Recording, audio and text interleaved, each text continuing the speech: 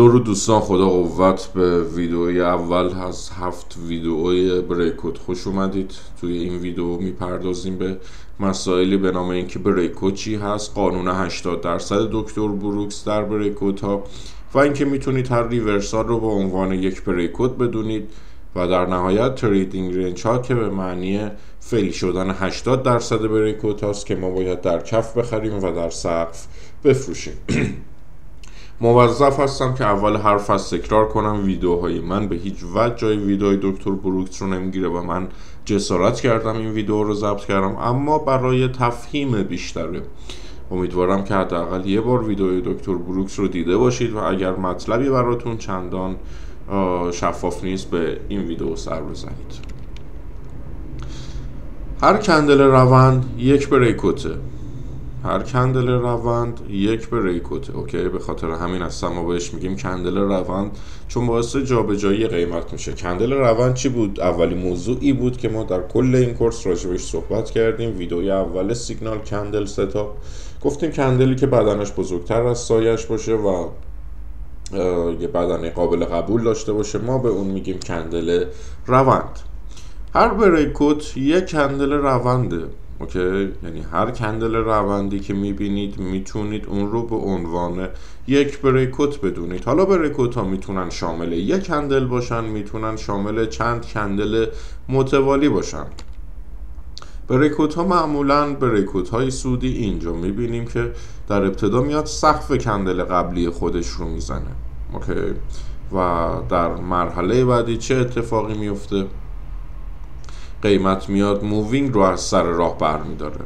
اوکی، و بعدش یه کلوز بالاتر از مووینگ داریم و بعد یه ادامه بریکوت ما بالاتر از این لوور های، بالاتر از این لوور های و احتمالا بالاتر از یک ترن لاین که ما میتونیم ترن لاین رو از اینجا رسم کنیم و ادامه بدیم و ببینیم که به چه شکل رو عمل میکنه. پس اینکه متوجه بشید که بریکوت ها چی هستن اساسی ترین مطلبه. بریکوت یک یا چند کندل رونده. بریکوت ها میتونن بیشتر از یک کندل باشن، میتونن رشد کنن مثل اینجا یا مثل اینجا و بالاتر از سقف و کفای قبلی کندل های قبلی بیان و یک حرکت بالاتر از حمایت مقاومت هایی که توی چارت شما وجود داره. میتونه از سقف کندل اولتون شروع بشه تا جایی که شما ترن لاین نزولی رو از دست میدید، یا در نهایت میتونید بگید که من اینجا یه تریدینگ رنج دارم، حرکت نزولی بعد صعودی، رفت برگشت، رفت برگشت، رفت برگشت، بریکوت زیر یه تریدینگ رنج و برگشت توی تریدینگ رنج. اوکی، پس من اینجا پرایس اکشن تریدینگ رنج رو هم دارم و الان یک بریکوت بالاتر از تریدینگ رنج هم میتونم داشته باشم.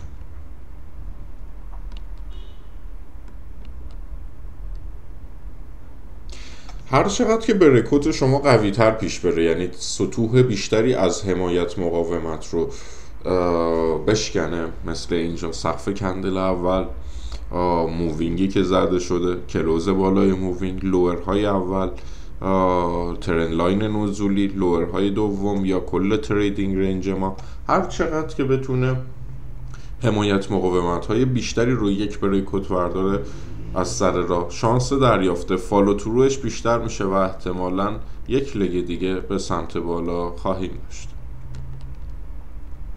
موضوع اینه که بیشتر بریکوت ها فیل میشن و نمیتونن کاری از پیش ببرن.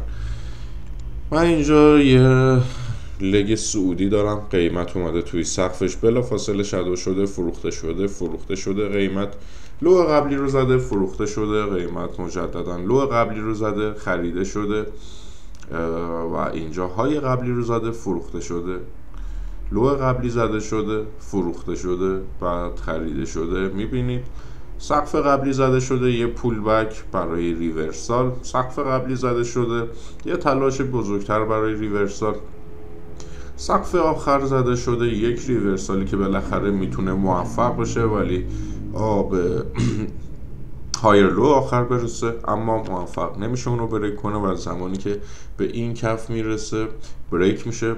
تنها توی کل چارت شما 10% بریکوت ها هستن که دارای کندل های فالو ترو هستن و میتونن یک سوینگ یا یک لگ دوم به شما تحویل بدن، ولی اکثر بریکوت ها قراره که فیل بشن. ما اینجا این چارتی که حدود شاید 100 کندل داشته باشه رو وقتی نگاه میکنیم میبینیم تعداد کمی از بریکوت های ما فالو ترو دارن. اوکی، و موضوع اینه که وقتی 10% بریکوت های شما فالو ترو دارن، یعنی 90% کل چارتتون یا توی تریدینگ رنجن یا توی کانال هستن و در معاملات دو طرفن. 10% کندل های شما در معاملات یه طرفه هستن و فقط مدت زمان بسیار کمی براشون وجود داره. یه بریکوت سعودی دارم. اوکی، یه بریکوت سعودی دارم که خیلی خلاصه است، در حد 2 کندله. امیدوارم که فالو ترو بگیره، ولی هیچ فالو تروی نمیگیره و یک ریورسال بسیار قوی به عنوان فالو ترو میگیره که این یک فالو ترو افتضاحه. اما اوکی، بریکوت اندازه خوبی داره و زمانی که افراد امیدوار هستن که این بریکوت موفق عمل کنه و حداقل یک لگ دیگه به سمت بالا بده، تلاش های سعودی رو میخرن. پس خریدارای اینجا یک ستاپ خرید به نام H1 دارن، یعنی قیمت بالاتر از این کندل سعودی رو میخرن به امید اینکه این H1 هست و نهایتا اگر هم نتونه موفق بشه قیمت میاد پایینتر و در قالب یه های تو یا یه های تیری قیمت موفق میشه به روند خودش ادامه بده. وقتی که هایوان شما فعال میشه چه اتفاقی میفته؟ کندل ورود شما یک کندل دوجی هست که دارای بدنه نزولی داره و پایینتر از میانش داره بسته میشه و طبیعتا خریدارها هیچ کدومشون این کندل ورود رو دوست ندارن. اوکی، و چیزی که روی چارت ما دیده میشه میبینیم که به جای اینکه بالاتر از این کندل هایوان، این سیگنال یا این ستاپ هایوان خریدار وجود داشته باشه، بیشتر از این اینجا فروشنده وجود داره. پس افراد خیلی معتقد نیستن که این یک بریکوت موفقه و قیمت در ستاپ های هایوان، های تو یا 50% میتونه به روند سعودی خودش ادامه بده و افراد اطمینان دارن که میتونن اینجا بفروشن، چون بعد از این بریکوت یه فالو ترو بسیار بد داریم. کندل هایوان ما که داره شکل میگیره یک شادو بسیار بزرگ براش داره. پس افراد احتمال اینو میدن که یک پولبک عمیق وجود داشته باشه و ستاپ هایوان رو به جای خرید میفروشن و یک پولبک عمیق دریافت میکنن. این موضوع توی این وضعیت هم دیده میشه. یک بریکوت سعودی بسیار بزرگ که کاملا شفافه، ما اینجا یک کندل بریکوت داریم. چه اتفاقی میافته؟ فالو ترو این کندل یک فالو ترو ریورسال هست که در کف خودش کلوز میشه. خب این هم میتونه به عنوان یک بریکوت باشه. به هر حال ریورسال ها رو میتونید بریکوت بدونید، یعنی من یک بریکوت سعودی دارم، این ریورسال رو هم میتونم یک بریکوت نزولی ببینم و اینها رو با هم دیگه مقایسه کنم که کدوم یکی از اینا قوی تره، کدوم یکی از اینا میتونه خوب پیش بره. خب افرادی فروشنده‌ای رو داریم که معتقدن این یک بریکوته و زمانی که همچین ریورسالی رو دریافت میکنه این بریکوت ناموفق شده و چه اتفاقی میفته؟ افراد اینجا زیر این کندل میفروشن به خاطر اینکه این بریکوت رو فیل شده میدونن، فالو تروش رو یه اینساید بار میبینن که در کف خودش بسته شده. اما وقتی که استاپوردر زیر این کف فعال میشه چه اتفاقی میفته؟ این قیمت این کندل به حدود 50% بریکوت میرسه و میبینیم به جای اینکه فروخته بشه قیمت در حال صعوده. درسته بدنه سعودی قابل توجهی نداره، اما این کندل بعد از فروشی که خرسا انجام دادن اومده توی یک سوم بالای خودش بسته شده و این داره به ما نشون میده که زیر این کندل به جای اینکه ما فروشنده داشته باشیم خریدار داریم. اوکی، پس این یک بریکوتی که یک فالو ترو بسیار بد گرفته و کلوز این کندل موفق نشده حداقل زیر لو کندل قبلی باشه. کندل بعدی هم همینطور کلوزش موفق نشده زیر کندل قبلی باشه، پس کندل ها در کفشون دارن خریده میشن و بعید میدونم که این ریورسال بتونه کاری از پیش ببره و بیشتر داره شبیه یک ریورسال مینور میشه که ریورسال های مینور قراره تبدیل به فلگ بشن و روند صعودی من ادامه پیدا کنه. زمانی که باور دارید که یک بریکوت موفق و قویه، هر جایی میتونید بخریدش. اوکی، من اینجا یک بریکوت دارم، یک کندل روند صعودی، شادو بالایی بزرگی داره. کندل بعدی هم کندل صعودی، این شادوی بالایی خیلی بزرگی داره و در نهایت کندل صعودی سوم. من یک بریکوت دارم و نمیشه اینو انکارش کرد که این یک بریکوته. اوکی، قبول دارم اینجا روند یعنی بریکوت صعودی من چندان قدرتمند نیست. اوکی، این بریکوت صعودی چندان قدرتمند نیست چون شادوهای بالایی بزرگی داره و یک فالو ترو بسیار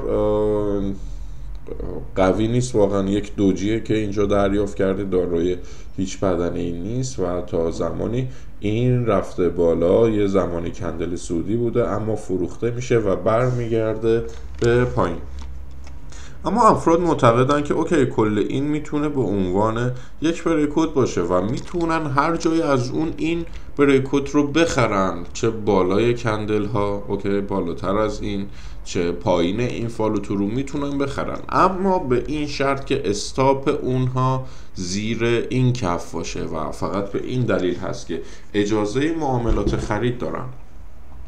و ما از دیدگاه فروشنده چی داریم؟ یک بریکوت نه چندان قوی داریم که دارای شادوهای بالایی بزرگیه و تلاش میکنن که معاملات فروش رو انجام بدن و 1 2 3 تا کندل نزولی با سایز خوب موفق میشن بسازن که یک فالو ترو بعد نزدیک به کف قبلی دریافت میکنن. یه اینساید بار میشه، یه ریورسال به سمت بالا میده و احتمالاً دیگه این هایر لو من باشه که شکل گرفته و من میتونم یه ترن لاین رسم کنم و این هایر لو رو به عنوان انجام یه معامله خوب بخرمش. و زمانی که قیمت میره بالا چه اتفاقی میفته؟ مجددا فروشنده ها میفروشن. اوکی، و فروشنده ها باور دارن که سلافی که اینجا اتفاق افتاده یا نزولی که اینجا اتفاق افتاده بسیار بسیار قویه. اوکی، و اینجا لو وان شاید لو تو و لو تیری دارن و این قسمت به عنوان یک وج میتونه دیده بشه، میتونه به عنوان یک لو تو یا یک دبل تاپ دیده بشه که اینجا یک سیگنال بار ریورسال نزولی وجود داره و افراد میتونن مثل قبل که بالاتر یا پایین تر فروختن باز هم بفروشن. و زمانی که شما توی این وضعیت گیر میکنید کلن سردرگمی توی بازار زیاد به وجود میاد. یا شما باید بتونید که از دیدگاه رنج نگاهش کنید یا اینکه کلن صبر کنید تا یک ستاپ خوب شکل بگیره. یه موضوعی هست که بریکوت هایی که داره اتفاق میفته رو بتونید تشخیص بدید. مهمترین مسئله تشخیص خود بریکوته، اینکه توجه کنید بریکوت به چه چیزی زده شده، یعنی چه چیزی بریک شده. طبیعتاً خیلی کمک کننده است ولی توی شروع کار به عنوان یک مبتدی نیاز ندارید به چندان، فقط باید متوجه بشید که بریکی داره اتفاق میفته، بریک بسیار قوی هست.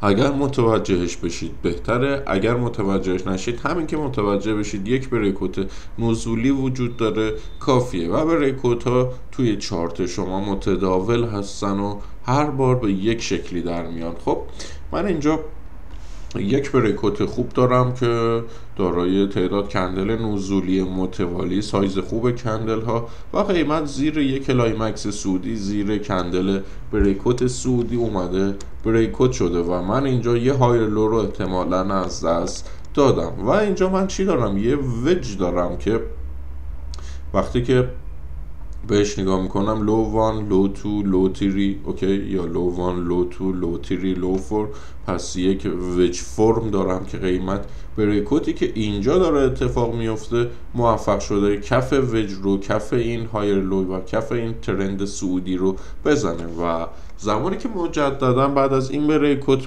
یه رالی، وقتی میگیم رالی یعنی صعود، قیمت داره یه رالی ایجاد میکنه و در حال بالا رفتن میبینیم که خیلی شبیه یک روند حرکت نمیکنه، این بیشتر شبیه یک لگ در تریدینگ رنج داره حرکت میکنه و ما میتونیم بگیم لو وان، لو تو، لو تری و اینجا وج داریم و این وج ماست یا این فلگ سعودی ماست که اینجا بریکوت میشه. خب من اینجا کلا یه تصویر تریدینگ رنج هم دارم که وقتی دنبالش میکنم میبینم یک بریکوت به زیر تریدینگ رنج هم دارم و اینجا دیگه من گیو اپ دارم، always in short هستم یا اسپایک دارم و اسپایک من وقتی که شروع میشه قیمت میره در قالب یک کانال شروع به حرکت میکنه که هر تلاشی به عنوان ریورسال مینور محسوب میشه و یک بریکوت زیر این فلگ سعودی، یک بریکوت زیر این فلگ نزولی، اسخایی میکنم بریکوت بعدی زیر فلگ نزولی،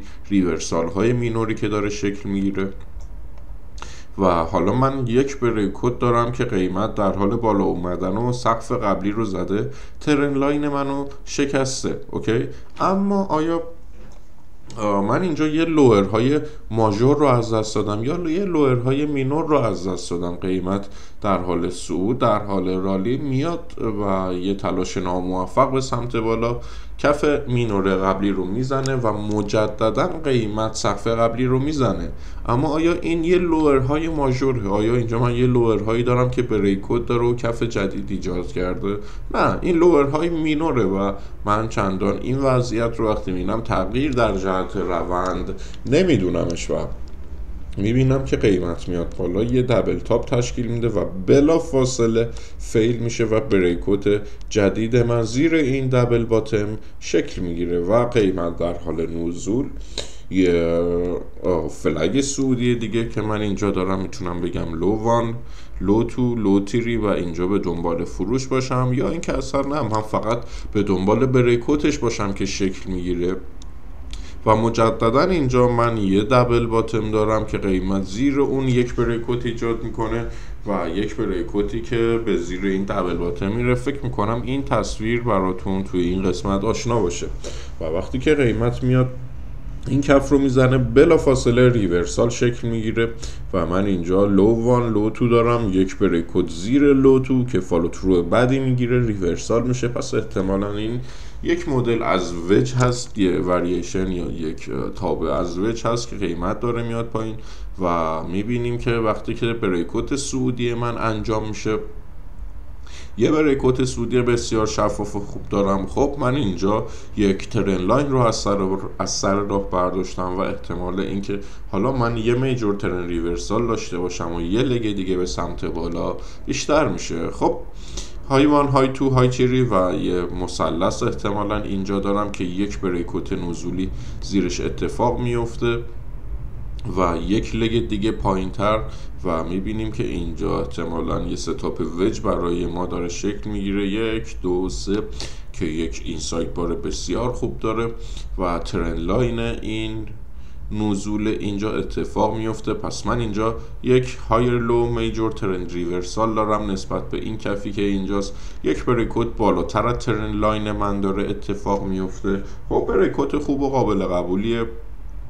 آخرین لوئرهای مینور من هم شکسته میشه، لوئر هایرهای ماژور من هم شکسته میشه و من یک بریکوت بالاتر از این دارم. احتمال اینکه یک لگ دیگه حداقل به سمت بالا وجود داشته باشم هست و اینجا مجددا من یک بریکوت نزولی دارم زیر این ترند لاین. اگر من اینجا ترند لاینی رسم کنم یا از اینجا ترند لاینی رسم کنم میبینم که یک ریورسال، یک بریکوت خوب زیر ترند لاین دارم و احتمالا توی ریورسال بعدی به عنوان یک وضعیت ماژور شناخته بشه و یک سیگنال قوی فروش برای من کفایت هست.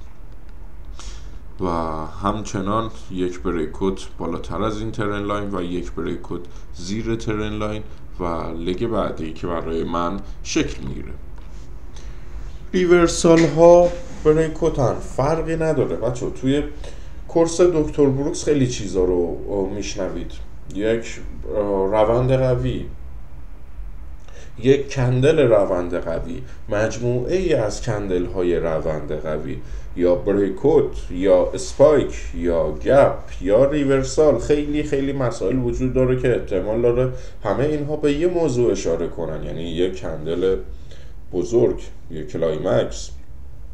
اما چرا اسمهای متفاوتی وجود داره زمانی که ما کانتکست های مختلفی برامون وجود داره، از نام های مختلفی استفاده میکنیم؟ یعنی اگر من اینجا یک سلاف و نزول داشته باشم و بعدش این کندل شکل بگیره، این برای من به عنوان یک بریکوته که این بریکوت رو بنابر کانتکست سلاف قبلی که قبلش وجود داشته به عنوان یک ریورسال میدونمش و بستگی داره که کندل های سمت چپ ما به چه شکل باشن.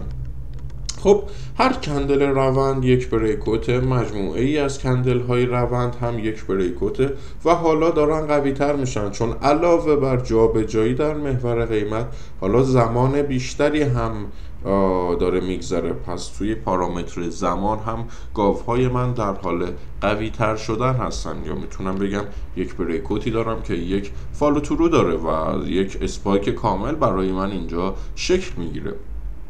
یه ریورسال فوق‌العاده خوب برای من اتفاق میفته که اینجا برای من این هم یک بریکوت، میتونه کلایمکس باشه، میتونه یک گپ باشه یا هر چیز دیگری.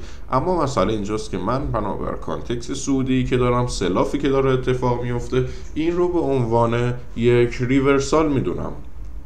ریورسالی که فالو چندان خوبی نمیگیره، دوجیه و زمانی که به حدود 50% خودش میرسه اولین پولبک خودش رو تموم میکنه و اینجا برای من بازار در وضعیت آلویز این لانگ. من هنوز نسبت به این کندل های سعودی و این کندل های نزولی که با هم مقایسه کنم در وضعیت آلویز این لانگ هستم و هیچ فعلا دلیل خاصی برای فروش برای من وجود نداره. بریکوت ها خیلی متداولن. یادتون نره وقتی که توی روندید اینرسی دکتر بروکس چیه؟ اینرسی دکتر بروکس اینه که 80% تلاش ها برای از بین بردن اون روند و ریورسال کردن شکست میخورن. اما وقتی که شما توی یک تریدینگ رنج هستید و میبینید که پرایس اکشنتون کاملا در وضعیت یک رنج، حواستون باشه که اکثر بریکوت ها قراره توی تریدینگ رنج ها شکست بخورن و به سمت مخالف حرکت کنن. پس یه اینرسی 80% داریم. وقتی تو روندید اکثر ریورسال های توی روند فیل میشن و تبدیل به فلگ میشن. وقتی که توی تریدینگ رنج هستید اکثر بریکوت ها توی تریدینگ رنج شکست میخورن. خب من اینجا کلی بریکوت نزولی دارم که کاملا برای من قابل مشاهده است. یه بریکوت نزولی بسیار چشمگیر و قوی، اما وقتی که میرسه به توی این قیمت میرسه بلا فاصله خریده میشه و زمانی که بریکوت من به بالا میرسه مجددا این هم فیل میشه و میبینیم که کل بریکوت های سعودی و نزولی حداقل 80% محکوم به شکست خوردنن و موفق نمیشن که بتونن روندی رو ایجاد بکنن. از طرفی هر شادو یک بریکوت ناموفقه، یعنی زمانی این کندل یک بدنه نزولی بزرگ داشته که داشته در کف خودش بسته می شده، یا اینجا زمانی این یک کندل سعودی بوده یا این یک کندل نزولی بوده که داشته در کف خودش بسته می شده و بلا فاصله با خریدارا روبرو شده و برگشته و توی سقف خودش بسته شده و توی این وضعیت قرار نیست قیمت برای ما خیلی دور بره.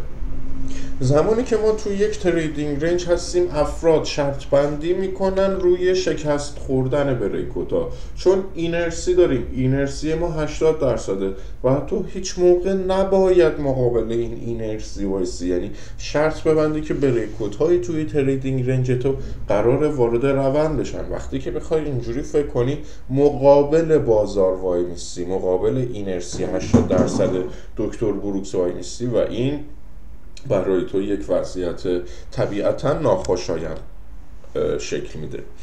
هر زمان که ما توی یک تریدینگ رنج هستیم و قیمت داره در وضعیت یک بریکوت صعودی قوی به سمت تریدینگ رنج میره، قراره که اونقدر قوی باشه تا بتونه خریدارها رو قانع کنه که من یک بریکوت قوی هستم و من از پسش برمیام که بتونم وارد یه روند بشم و اینطوری وقتی افراد زیادی قانع میشن که همچین اتفاقی میتونه بیفته، سفارشات کافی خرید شکل میگیره. حالا وقت فروشنده هاست و اونا توی هر بریکوت صعودی که شکل میگیره کلوز اون بریکوت رو میفروشن.